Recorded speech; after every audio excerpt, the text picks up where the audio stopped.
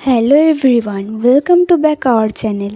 তো আজ বিকাল বিকাল বেরিয়ে পড়েছিলাম ঘুরতে, কারণ কয়েকজন বান্ধবী মিলে আমাকে ফোন করেছিল যে ঘুরতে যাওয়ার জন্য। টানা কয়েকদিন বৃষ্টি হওয়ার জন্য কোথাওই যাওয়া হয়নি, তার জন্য আজকে গেছিলাম ঘুরতে গেছিলাম আমাদের বাড়ি থেকে খানিকটা দূরে, যেখানে বৃষ্টিতে এতটা পরিমাণেই জল হয়ে গেছে যে মাঠঘাট রাস্তা সবই ডুবে গেছে।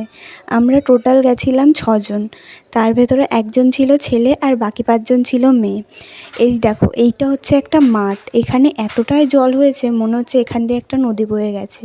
হ্যাঁ, এইটা একটা নদীই বলা যায়, যে যেমন একটা পরিস্থিতি হয়েছে।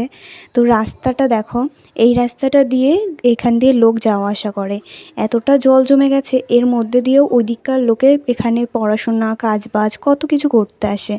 তো আমি ভাবছিলাম যে দেখি কতটা জল জমেছে। হাঁটতে হাঁটতে গিয়ে দেখি অনেকটাই জল জমে গেছে, পায়ের পাতাটা পুরোটাই ডুবে গেছে।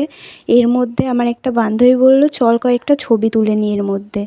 তাই আমি আর আমার 3 বান্ধবী, মোট 4জনা মিলে ভাবলাম কয়েকটা ছবি তুলে নিই। এর মধ্যে আমার একটা বান্ধবী এসে বলছে যে আমি 2 পা দিয়েই ছবি তুলবো, এর জন্য ও 2 পা দিয়ে দিয়েছে। 2 পা দিয়ে তারপর আমরা সবাই ওকে বললাম যে তুই 2 পা দিস না, 1 পায়ে দে। তারপর 1 পা দিয়ে আমরা অনেক ছবি তুলে নিয়েছিলাম। ছবি তোলা হয়ে যাওয়ার পরে দেখছিলাম যে কে কোন ছবিগুলোতে ভালো ভালো মুখ এসেছে। আর এতটা পরিমাণেই রোদ ছিল যে তাকানো পর্যন্ত যাচ্ছিল না, তার মধ্যেও আমরা সব কত ছবি তুলে ফেলেছি।